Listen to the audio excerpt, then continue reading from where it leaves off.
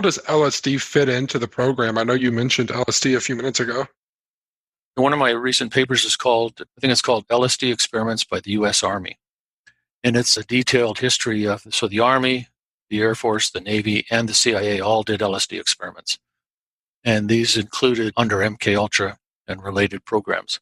And basically what they were doing is trying to figure out if LSD could be used in interrogations to soften somebody up so that they would give you information. And some of the experiments, this is in the documents, very in detail, they explicitly say that they were trying to either erase memories or implant false memories. And in 1975, General Counsel for the U.S. Army at a Senate committee hearing released a list of about 125 different compounds that the Army had tested for mind control purposes. So there are many different compounds, including BZ, letter B, letter Z, which was a kind of super LSD that put you on an acid trip.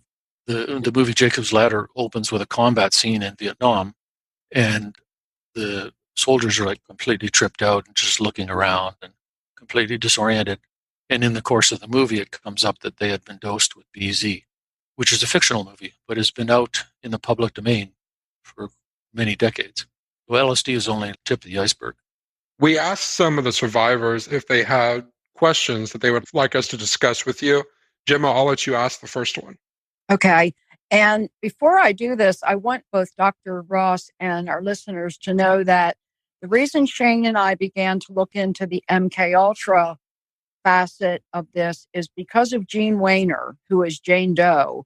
And Dr. Ross, you saw her almost the whole episode 2 of her talking about, what happened to her. So she is the one that really started us thinking in that direction. And I know she's listening to every word you have to say, because she and the women that sent me questions, they really do believe they were programmed. And they believe right now, at least one of them, that Dr. Christian Richter, who was the gynecologist that Maskell took girls to for surgical procedures that in a Catholic hospital would have been illegal. They were billed as D&Cs, but they turned out to be abortions. One of the women has told us that he trafficked her to, NASA in Alabama and to a hospital in Boston, where he demonstrated a shock box that he had invented. She was 8 years old, and this continued until she was 14. Her parents were compensated. Now, she came from a really dysfunctional family, but her parents were compensated, and they moved to Alabama for the 6 years that Richter, and she calls it her team of handlers, were working with her. She totally believes this happened. And so I have questions from the women that we know from KEO. The first one says, when I was in my 20s, I was missing large gaps in my personal history.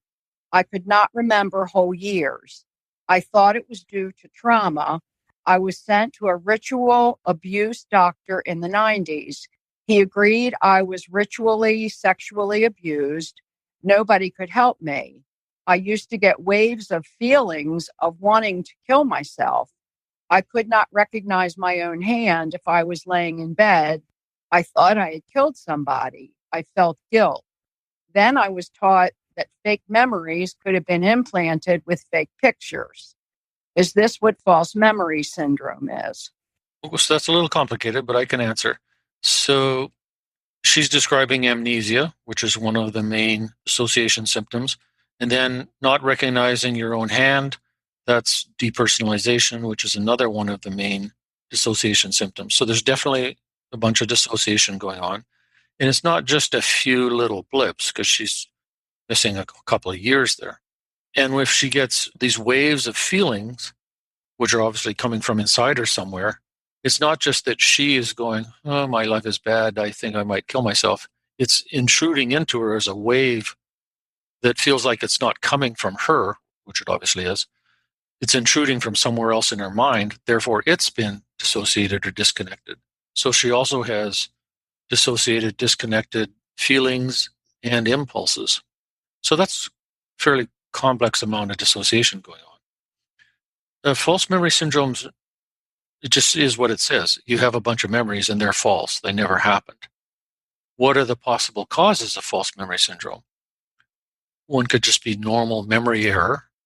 Another could be this is the False Memory Syndrome Foundation says, you go see a therapist and the therapist asks you all these leading suggestive questions and reinforces the idea that you have separate people inside, and you end up with it's called iatrogenic, meaning created by the therapist or the doctor. So you end up creating this DID just to cooperate with the therapist or the doctor. You believe it's real. You believe the memories are real, but they've just been suggested to you by leading questions, and then your mind has built a picture. That's usually how they describe false memory syndrome. But another way that false memories could be created is on purpose to cover up either abuse or a military or an intelligence program. This is all psychologically possible, but obviously I can't prove it or disprove it. Now, I should have said this, but she was sexually abused by Father Joseph Maskell, who was the chaplain at our high school, as well as some other men who he hypnotized her, he drugged her with some liquid, and other men paid to come actually into the school building. He had a fire door at the back of his office, and she remembers pieces of being abused by other men. So she has, for most of her life, she was not able to even talk about this. And it's only been in the last few years that she's been able to articulate what happened to her. And she really believes that she was programmed so that if she talked about it, she would kill herself. Is that a possibility? Yes, and I'll talk about programming here for a second. But just to back up a step, so what she's describing is an organized pedophile ring. So we know for an absolute fact that child pornography is like $1 billion industry in the United States. The perpetrator rings of 60, 78 busted. It's in the news. They have all the videos, email traffic. So it's a fact that organized pedophile rings are numerous and lots of money spent on them, and some unknown huge number of children have been abused. Not 5, not 10, not a couple hundred. It's either thousands or tens of thousands or possibly millions of children. It's a big number. Absolute fact. FBI would say, yes, that's true. So if we forget the MKUltra and the LSD part of it, and we just listen collectively to all the women who've testified or talked to you, there's clearly more than one priest involved. So the only options are it's all false memories, 100%, or multiple priests were involved. Obviously, I think multiple priests were involved. So that is already 100% guaranteed a pedophile ring. Now the question becomes, okay, so we've got an institution, the church, that's done this massive cover-up, denial, stalling, and we've got the priests who are being transferred around, the same story we hear all the time, and Father Maskell is just another example. They don't discipline them. They don't kick them out. They transfer them around. They cover them up. They won't release any of the documents. And then when we hear the accounts from the women, it's this really twisted, contorted mixture of God, love, the church, sexual abuse. It's your fault. You're a slut. You're a whore. I'm the good guy. God wants you to do this for me. It's so distorted and twisted and mixed up. But we think people like that would not be involved in a more organized outside ring and would never stoop to bringing a few of the guys in. Why would anybody think that? So it's completely plausible. In terms of the CIA, the military, the government, NASA being involved, again, I can't prove it. Nobody can disprove it. But all these elements of programming, that is hypnosis, drugs, memorization exercises, codes being implanted, are described in the CIA documents in great detail. So they would hypnotize somebody who's sometimes just a secretary in the CIA, who's a good hypnotic subject. They hypnotize her. They implant a code, which could be a tone on the telephone, could be a hand signal, could be a series of numbers. And then she comes out of hypnosis. She's carrying on with her day, and somebody does the tone, the hand signal, or says the code, she switches into her hypnotized state. She goes and retrieves some documents or hands off what she thinks is a bomb, or in one case, pulls the trigger on what she thinks is a loaded gun to kill a military officer that she knows. Of course, it was all not real bullets. So all these things are described in great detail in the CIA documents. They actually happened for sure. And so those kind of things went on. So it's plausible, it's possible, and hypnosis played a big role in all of this in MKUltra. There's nothing about it that's impossible or that doesn't exactly fit other experiments and other projects that were actually done for sure documented.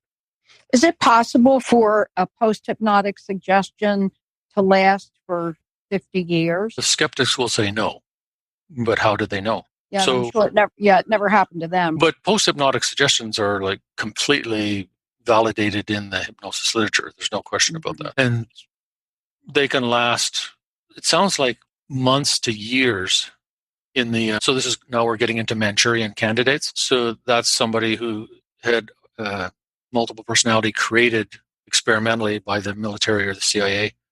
They have implanted codes and signals, and those codes and signals are used to switch them into their programmed identity to carry out whatever mission. And so the intervals are not exactly stated in the documents, but it seems it's at least months and maybe years. So this is what the CIA and the military say, that it can last at least months or years. Another question another survivor asked is, Priest Joseph Maskell used many tricks on me. He thought I was asleep. Another man was in the room and I heard the words truth serum. I thought, I'm screwed now. What would truth serum do? Truth serum is usually used for sodium amytal. So there's a whole sodium amytal literature. It was used by psychiatrists, and it's a barbiturate medication that you can give IV. And so in the Second World War, there were soldiers who went into fugue states. That is, they're wandering around behind the main front. They're lost. They don't know who they are. And they're given sodium amytal, which basically is just like getting them drunk. It just gets you stoned. If you get too stoned, you actually fall asleep. And it releases your inhibitions, and all of a sudden, your identity comes back. And it's been used some up until the 80s, faded out for one reason, because insurance companies wouldn't pay for it. But it's very useful in contemporary psychiatry when somebody's catatonic. That is, they're totally frozen, they're not moving, they're not eating, they're not drinking. One of the things you can do is give them Valium-type drug or sodium amytal, and they just come out of it, which I did with one person back in Canada before I moved to the US. So she's just lying there, not speaking, not moving, not eating, not drinking. And I started IV. I did it myself. Start an IV. In goes the sodium amytal. Within 5 minutes, she sits up, gives me a whole history, goes to the restroom, eats lunch, and never goes back into catatonia. So truth serum has many uses, but it's not actually truth serum. It just loosens you up. And so it may make you say things that are true, or it may just make you mixed up. I have another question. This is also from a survivor at PO. I was admitted to the hospital with anorexia. Now, this was when she was in high school. I would be in Maskell's office at school all day. I started passing out in the evening from not eating. I had to promise my family I would eat. I am now obese. I'm not anorexic. Back then, I was very thin. I think nobody thought to feed me. Could Maskell have tried to make me dependent on him, even for food? Sure. Nothing surprising about that. Why would he not have, given all the other twisted, bizarre, cruel, criminal things that he did? Why not try and use food? If you're going to use Jesus and God to control and manipulate people and use them for sexual activities, people equals children, why would you not use food? Another question from another survivor is, Maskell measured our pupils after my friend and I took a hit of something called 4-way sunshine acid. Maskell asked me what I was seeing. My friend was just crawling around the room. I told Maskell I saw circles, triangles, squares, and I felt like I was falling from one to another. My question is, was this LSD pure, or could it have been bought from a dealer on campus? I remember Maskell giving me a glass of milk, and I said, "Look, you can see the little dog swimming in the milk." So basically, I don't know. Either is possible. And so this raises the whole question, what was he doing and why was he doing it? So one possible answer is he's just doing it for kicks. It's just one more weird thing he was doing. Another is he was seeing if it somehow could help him get better control, or maybe the person wouldn't remember the abuse that happened when they're high on LSD. Or it could be that, again, he's connected to something a little more organized and it's part of some kind of mind control program, which is where the codes come up. Measuring the pupils was probably just LSD, if it was LSD, had taken effect. The next question actually goes back to something you said earlier, Dr. Ross. And again, I want our listeners to understand that we are reading these questions exactly the way they were sent to us. So if they sound a little convoluted or a little confused, it's because the person asking it is feeling that way. And this question is, I was given a numeric code. I was afraid this code would make me shoot someone. Maskell had a lot of guns. Maskell would have me watch films on an old movie reel. I remember hearing the projector machine. I could not remember the films, but how does a numeric code work? It's just one form of, like I was saying earlier, one form of post-hypnotic signal. So how likely is this to be a random coincidence that exactly what she's saying Maskell did is described exactly in CIA documents from 10-ish years earlier, that somebody was programmed, they were given a numeric code to switch them into their post-hypnotic identity, and one of the people thought that on command she was killing somebody. So it's exactly the same scenario. So these things have happened. So again, back to why would somebody who's that weird, that distorted, that sick, that organized a pedophile not do stuff like that? The next survivor's question starts out as, his hypnosis started with a watch, then later no watch. I would just lay down and relax from my shoulders to my toes. Blank time would follow. Why can't I remember? The watch was a sort of standard thing in hypnosis, 50s, 60s, etc., which kind of gone out of fashion now. So that's interesting because it fits that time period. And it's, again, just basic standard hypnosis literature information that after somebody has been hypnotized a few times and they get the hang of it, either self-hypnosis or being hypnotized by another person, it gets easier to do. So then you don't need the watch anymore. Why would you not remember would be, nobody remembers everything about everything in their lives. What did I have for lunch 2 days before my 11th birthday? I've got the faintest idea. So it could just be normal forgetting, or it could be hypnotic commands programming that you were instructed not to remember. And it could just be that your mind is protecting you from that information because it's going to be too upsetting, and why bother remembering now? And the answer to why bother remembering now was because you want to remember, but also maybe you don't, because why would you? But you do. That's the dilemma back and forth. The next question is, again, from a survivor. She said she had a pediatrician in Baltimore. She was very young. She remembers going into a large room and her nose bleeding and her needing stitches.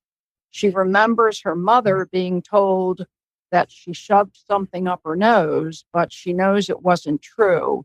Is there something else that could have happened to her to cause that problem with her nose? If this was when, of course, it sounds like before she was in high school, but a number of our survivors were abused by Maskell in grade school because he was moved around the archdiocese often. And so the youngest one we know about was 3, and it goes up from there to adults. But it's possible that this was somebody that was abused by him in her elementary school. Is there something that would have happened to her that could have caused her nose to be bleeding? That's one I really can't answer. So first of all, it could just have been a spontaneous nosebleed. And the doctor might have said, oh, she must have put something up her nose, just because doctors say stuff like that. And there could be nothing more to it than that. What else? There's no reason to go, oh, nosebleed equals sexual abuse or nosebleed equals anything else. I don't really have a good answer to that one. The next question starts out as, in my teens and 20s, I wore a bracelet in case I would forget my name. It was engraved with my name in the inside of it. When I was given LSD in school, I would keep myself calm with remembering things that I knew. I knew that I was a girl. I knew I had two legs, and I had to build my own confidence. Why couldn't I remember my name? Again, I don't know, but not being able to remember your name is a very well documented, described feature of what's called a fugue state. So a fugue state is when you suddenly develop amnesia for your past, which can be total 100% amnesia or like 80, 90% amnesia. You're found wandering somewhere. You don't even know who you are. And then at some point you pop out of it, which could be soon or after weeks or months. And you may pop out spontaneously or because, like, I was involved in a case where the person was on the radio or on TV in one city in Canada because he didn't know who he was found and brought to the hospital and so on. And his wife in another city in Canada was watching the news program. Oh, that's where he is. Called up. He came back, or she went to visit him. When he saw her, all of a sudden he popped back to his normal self, but he didn't remember the period of the fugue, the period which was several weeks long. So that's a typical part of dissociative fugue, typical symptoms. So, like I said with the war example, so people don't just go into these dissociative fugues because everything's fine. So it could be because they're in combat. It could be tied into sexual abuse. It could be tied into Maskell. It doesn't necessarily mean it was like controlled or engineered by Maskell. It's just a highly traumatized dissociative person who's spontaneously going in and out of these different states. So that's what I would say about that. And why couldn't you remember your name? That's just the way it goes with those states of mind. It's just so heartbreaking when you think about somebody having to wear a bracelet with their name on it. An intelligent person who's been taken advantage of has to wear a bracelet to identify themselves. It's just so hard to think about. Absolutely. And there's a few cases that was on TV some years ago where the woman had taken off several times and she actually ended up tattooing her name and phone number on her arm. So sad. It's very sad. The next question has to do with drugs again. I was given LSD and mescaline. I don't even know if I'm saying that right. Yeah, that's right. Mescaline. Okay. Yep. It stripped me of all feeling. I was purely numb inside. So I had feelings to kill myself if I told anybody what was happening. Now I'm 62. I've told this too many times. I no longer get waves. Is this common in MKUltra victims? Again, I can't exactly that because nobody's interviewed dozens and dozens of MKUltra or other mind control victims who've been given LSD and written a paper about it, and here's what they found and here's what they saw. But in general, for abuse victims to have waves of feeling like they want to kill themselves, and then with age or with therapy, it just settles down and fades out and doesn't happen anymore. That's common. The next survivor's question specifically deals with the CIA's program, specifically for MKUltra or MK Search. Would the CIA choose to use girls in those programs, or do you feel that Maskell could have been rogue, who just maybe he was someone who wanted to be in the CIA and a part of that program? Both are possible. So in the CIA documents, Ultra and related projects, it describes girls, but they're more like 19-year-old secretaries, not 6-year-olds. So there's no documents describing sexual abuse or really complicated mind control experiments on young children. But G.H. Estabrooks, who was at Colgate College in Upper State New York, described in great detail. The earliest was in 1943, and the last published time was early 1970s. And I have in my files, which I got from Colgate College, correspondence back and forth between him and senior FBI people, correspondence back and forth over several decades between him and J. Edgar Hoover, that he's teaching use of hypnosis in military operations to personnel on Army bases, that senior military people are coming to Colgate College to attend conferences, and that leading hypnosis experts cleared at top secret under MKUltra were connected to him, interacting with him, attending the same conferences. So Mr. Brooks had a project orphanages in upstate New York. So I know for a fact he was interested in children. I know for a fact he created the Manchurian candidates on contract to the War Department in the Second World War, because I have the contract itself. I have the detailed descriptions of that in his writings. So I don't think he was just interested in toenail fungus in children. He's obviously pursuing some kind of hypnosis, Manchurian candidate, brainwashing agenda with children, but we don't have any details about it at all. Then that conclusion is, yeah, these things are all realistically possible. That there could have been still classified CIA programs on sexual abuse programming of little girls. It's also totally possible he was just a rogue wannabe guy. The second part to their question is maybe the psychological type of question, but it starts out as, well, I remember what happened as I grew more comfortable with myself. Will I ever be able to get to a place where I don't feel like I was programmed? So if you were in fact programmed, why would you want to get to a place where you feel like you weren't programmed if you were? I guess what the question really means is, will I get to a place where I'm not tormented by it or constantly preoccupied with it, or it's really taking up a lot of time and energy? That's possible, but in mental health, there's very few guarantees. That seems to be the question that comes up, the conversation that comes up very often, because these women are in their 60s and they are desperate to feel normal, and they don't. And the damage was done 50 years ago, and it's like they just are thirsting for some kind of normalcy. Where will I ever get there? And the oldest person I've ever heard about, which was described to me by a therapist at a conference, was a person who started treatment for DID at age 80 and got integrated at age 83. And what does that mean, integrated? All blended back into one person. So you're not hearing voices in your head. You're not having periods of missing time. You remember what you remember. You feel like it all happened to you. So you just basically all blended back into one person. I wanted to mention, Dr. Ross, before I ask the next question, is there was a psychiatrist that the Archdiocese of Baltimore had a contract with, and he traveled to different schools, and he was authorized to administer certain tests and to evaluate students. And he was very close friends with Joseph Maskell. And if you watch The Keepers, you may have remembered that a lot of documents were dug up in the cemetery. Yeah, but now we didn't get our hands on the documents, so. No, but we found a TV station that actually had a video of the documents. And a photographer worked with us and was able to enlarge and enhance and turn them into still photos. And we found that they were personality tests with a scale that would have been used to screen possible candidates for susceptibility, whether or not they trusted people.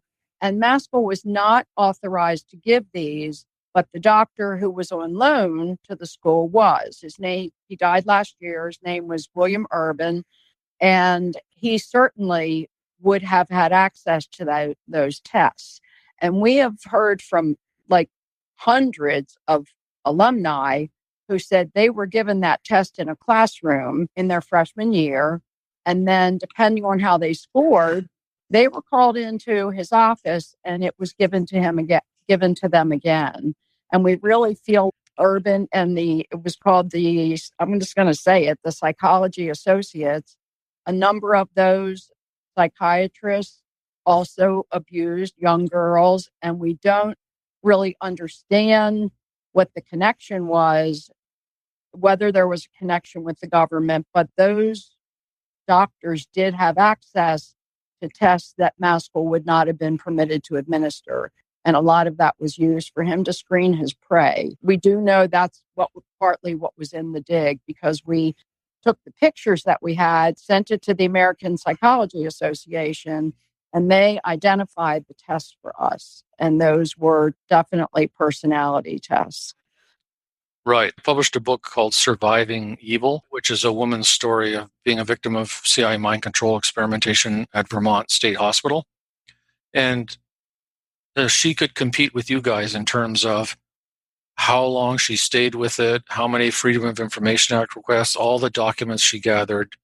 And so in her medical record is the name Robert Hyde, who was a top secret cleared LSD contractor under MKUltra. And there's numerous other connections into MKUltra from the doctors who were at the hospital. And this includes the CIA program, all fully documented, and the name of the guy and the name of the psychological test, who was a CIA officer. And these tests were widely administered at schools and other locations in Vermont and throughout the United States. That's absolutely a fact. Now, are most of those, you said it was in her medical records, but are most of those documents, were they destroyed by the CIA when the program officially came to an end? That's the mythology, so you never know for what the real story is. But the mythology is that the head of the CIA in 1972-3 ordered the destruction of all the MKUltra documents. And somehow, through bureaucratic error, 7 boxes of documents survived and were later, by accident, found in a storage warehouse. And those are all the MKUltra documents that we have. And are those declassified? Or yeah, they were declassified in the 70s when all these Senate hearings were going on. We have a dozen researchers from our Keepers followers who are doing the research for us, looking for connections. And so we do really well with crowdsourcing. But So 2 avenues I would go at. So Joyce Malecki, who's in the Keepers, or her relatives was murdered just a few days after Sister Cathy, right? Do you remember the location that her body was dumped? Yes, it was on an Army base. Yeah, Fort Meade. So I'd investigate that as a non-random dumping site. We have submitted FOIA requests 5 years ago to get her files, and it's 4,000 pages. And Abby, who is my partner in crime, she did the paperwork, and it's still listed as awaiting an analyst. That's the FBI, right? Yes. Yeah, that's in the Keepers. I remember that. The family has been told nothing. Now, the autopsy, and her body was taken to the hospital on the Army base. At the same time, because of Sister Cathy's murder, the Baltimore County Police Department and the FBI had a joint commission because somebody was telling the truth and they thought that the cases were connected. So our contacts in the police department for Baltimore County have been able to look at those files, but they can't copy anything or take anything. And we have had our senators try. The government's breaking the law right now, not giving us the files. For us to sue them would be ridiculous because that would take longer and money, which we don't have. Right. And we don't know what else to do.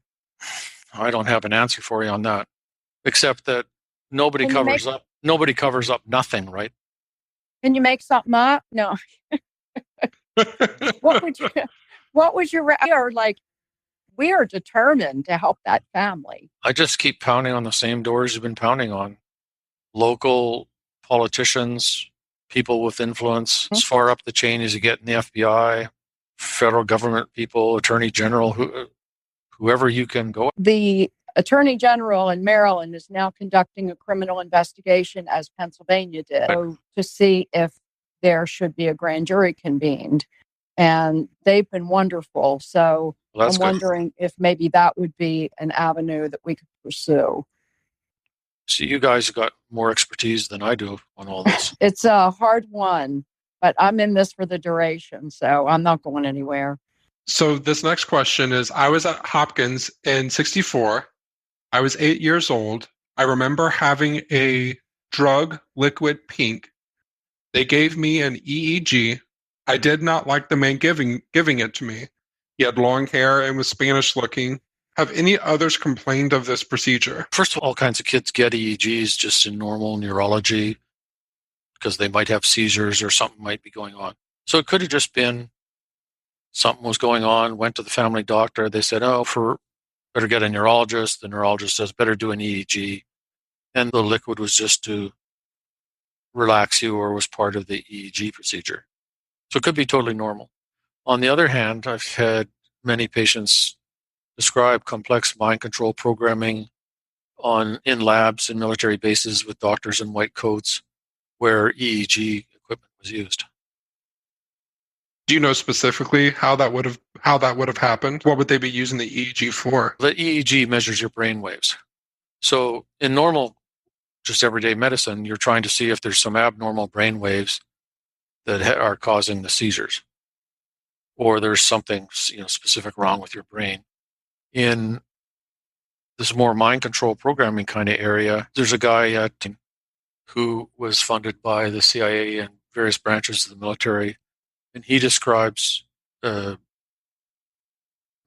and LSD, both that we were talking about earlier. He would have a port in the person's skull, pour either LSD or mescaline into the person's brain, and measure the effects on their EEG and publish those papers in journals. So it's all just tracking how the brain reacts to whatever it is you're doing to the person. The next question is, I was given LSD. I was tripping all night long in my room at my house. Maskell was on the phone with me asking what I was experiencing. The next day, he took me into his office. I saw a note on his desk written to somebody saying he had a girl who was on LSD and he wanted to see what she would do. Could he have been reporting back to somebody about us? So it's the same answer, possibly. But my main point here is, there was a note on his desk. He's writing to some other priest down the road or something. Mm-hmm. Or it could be he's reporting to somebody who's part of an organized pedophile ring, part of the military, part of the CIA. So my main point is, this is not just crazy, ridiculous, hysterical conspiracy theory by a bunch of women. This kind of stuff happens, did happen, has happened, is absolutely real. So I have copies of correspondence back and forth between different CIA officers talking about what's called Operation Midnight Climax, which was mostly in San Francisco, but a little bit in New York. And this guy, George White, who is basically a government officer in the Bureau of Narcotics, which is the precursor of the DEA, they built a safe room. I have the requisitions and everything for the safe room, the budget for the project. And there was a one-way mirror in there, and they hired prostitutes who would go out to bars, pick up guys, bring them back, dose them with LSD without their knowing, have sex with them, with the CIA officers watching through the one-way mirror. Absolute documented fact. And one documentary I watched some years ago, they actually found the building that was used for the safe house and the actual address and the street and everything in San Francisco. But in this letter, the one CIA officer was saying to the other one that it's a pretty complicated thing trying to create these Jekyll-Hyde personalities. So what's going on there? Why is he saying it's difficult to create Jekyll-Hyde personalities, which you can't do by picking a guy up at a bar and dosing him with LSD once? So clearly the Jekyll-Hyde personalities would have to be the prostitutes, which would then mean that they were creating Manchurian candidate prostitutes and testing them out in the field to see how they performed. And they were dosing the guys with LSD just so they'd be all confused, mixed up, and discredited, couldn't tell anybody. So that's stuff that actually happened. And those are the possibilities that follow logically based on documentation, because we know there was Manchurian candidate experiments. We know the CIA was interested in that. So again, it's not crazy conspiracy theory at all. And so it's perfectly possible that Maskell was reporting back to somebody and they were recruiting dissociated children for their own uses. But do I know for a fact? No, I don't. No, we understand that. Yeah, the last question we have for you is actually about the drugs. What is the duration from ingestion of LSD to onset? And this came from a survivor who actually is a psychotherapist. So she's got 10,000 questions in here. How long do the effects last? Are there different effects for each individual? Is it a substance akin to Ambien? I don't know what that is. In terms Ambien's a sleep medication, okay. Commonly prescribed sleep medication. Okay. Totally different class of drug from LSD. Okay. And what would be the most common mode of delivery at that time in terms of LSD? Pills, liquid, paper? What would have been used? Probably liquid paper. just like was being used on the street.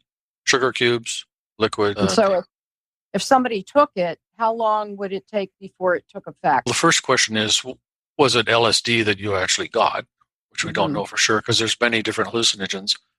But ballparkish typical thing for LSD is it's 20, 30 minutes. Maybe you're really into the trip by 40, 50 minutes. And it lasts 6 to 8 hours, maybe up to 10 hours, but you're pretty much out of it by 10 hours.